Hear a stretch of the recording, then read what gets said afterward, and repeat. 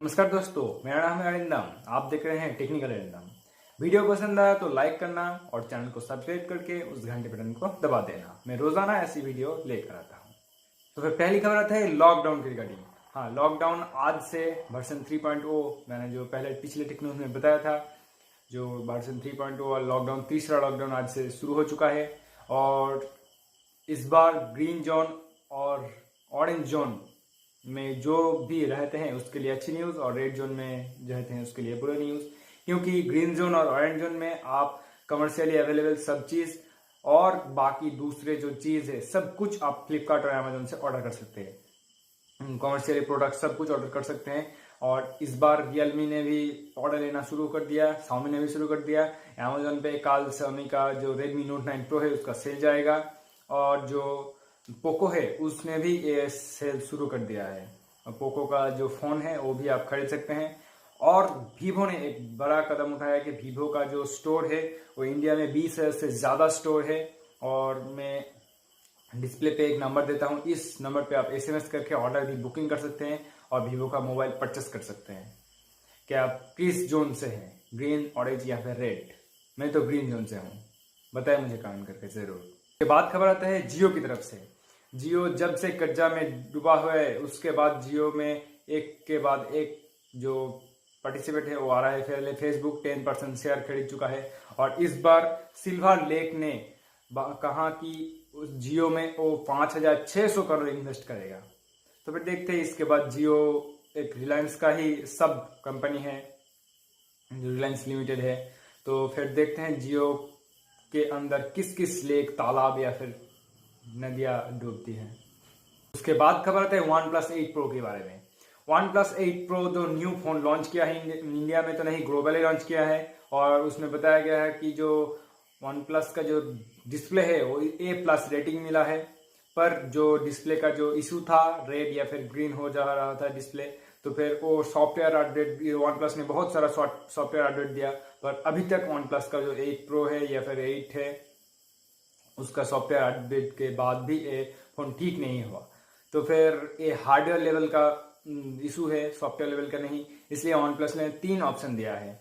एक, आप रिफंड पा सकते हैं। दूसरा, आप रिपेयर कर सकते हैं। और तीसरा, आप रिप्लेसमेंट कर सकते हैं। तो फिर ये ग्लोबली है, इंडिया में तो अभी तक नहीं है। इंडिया में ये फ़ोन आया तो ये चीज़ ठीक करने के बाद ही आएगा तो फिर अच्छा होगा। नहीं तो आप खरीदे फ़ोन और उसके बाद डिस्प्ले का इशू हुआ तो आपको फ़ोन को रिप्लेस करना पड़ेगा या फिर जो भी कुछ करना पड़ेगा। तो फिर ये बहुत बुरी चीज़ होगा। तो फिर देखते हैं OnePlus इसके बारे में क्या कदम उठाता है। बात खबर है इंडिया का 5G के रिगार्डिंग।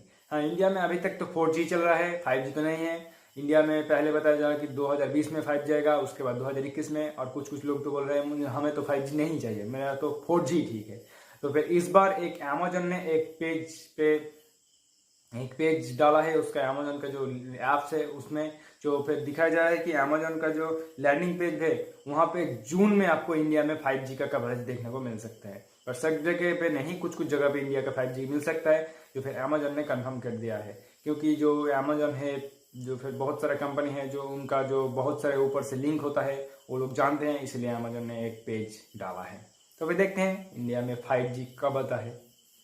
रियलमी के तरफ से खबर आ रहा है कि रियलमी ने एक वीवो पर न्यू पोस्ट किया है। तो फिर उन्होंने कहा कि अपकमिंग रियलमी फोन आपको क्या सा चाहिए। वहां पे बहुत सारा ऑप्शन दिखाया था, 3D curve display, fast charging, higher refresh rate, dual speaker, 100 megapixel camera. तो फिर आप क्या चाहते हैं बताएं मुझे कमेंट करके। पर यहाँ पे मिक्स्ड रिएक्शन था सब लोगों का, सब लोग बहुत सारे कमेंट किया और पोल भी डाला है।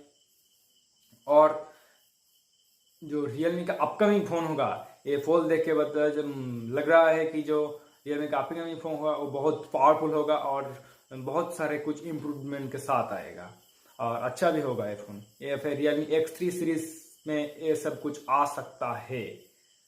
देखते हैं रियलमी इस बार क्या करता है X3 सीरीज के। तो फिर उसके बाद खबर आता है सैमसंग की तरफ से। Samsung Galaxy Z flip one of the best phone था, 1 लाख के ऊपर जाता है। पर भी सैमसंग का एक फ्लिप फोन के अंदर अच्छा फोन था और सैमसंग फोल्ड भी फोन था। पर अब एक टीजर निकल कर आया है जो एक पेटेंट है सैमसंग का, जो सैमसंग गैलेक्सी Z फ्लिप 2 करके आ रहा है।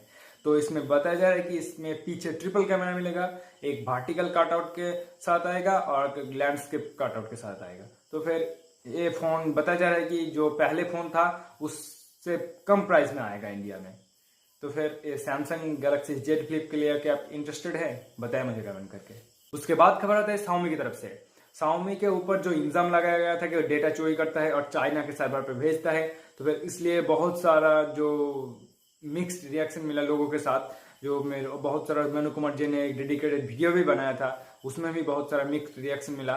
पर अब जो एमआई का मिंट ब्राउजर या फिर एमआई का जो भी ब्राउजर है उसमें अपडेट पुश कर दिया है एमआई ने, और उसमें आपको एक डेडिकेटेड जो ऑप्शन मिलेगा, वहां पे आप जो आपका डेटा है उसके लिए इनेबल कर सकते हैं और डिसेबल कर सकते हैं, ऑन ऑफ कर सकते हैं। आपके परमिशन के बिना वो डेटा नहीं ले सकता और कहां पे भी भेज भी नहीं सकता। आप एमआई का फोन यूज करते हैं तो जाइए और इस ब्राउजर को अपग्रेड कीजिए। उसके बाद खबर आता है Xiaomi की तरफ से Mi 10। ऑफिशियली Mi 10 का जो लॉन्च डेट अनाउंस कर दिया है Xiaomi ने, जो 8 मई को इंडिया में लॉन्च होगा। और बताया जा रहा है कि ये फोन OnePlus 8 सीरीज के कम्पीट करने के लिए आ रहा है। ये देखने की बात है कि इसका प्राइस क्या होता है। OnePlus 8 सीरीज तो बहुत एक्सपेंसिव प्राइस के साथ आता है, पर Mi 10 कम प्राइस में आया तो ये एक जबरदस्त टक्कर देने वाला फोन हो सकता है। आपको क्या लगता है Mi 10 के बारे में, बताएं मुझे कमेंट करके जरूर। और ये फोन 5G के साथ इंडिया में आएगा और 108 मेगापिक्सल कैमरे के साथ आएगा। उसके बाद खबर आते हैं पोको की तरफ से। पोको ने ट्विटर में एक ट्वीट कर दिया है कि जो पोको का जो न्यू अपकमिंग फोन होगा वो बहुत जल्द नहीं आएगा। 256 दिन वेट करने के बाद ये फोन आएगा। हम तो 2 साल से वेट कर रहे हैं, अभी भी 256 दिन। देखते हैं पोको इस बारे में क्या करता है। तो फिर आज की टेक न्यूज यही पे खत्म करते हैं। नमस्कार, जय हिंद।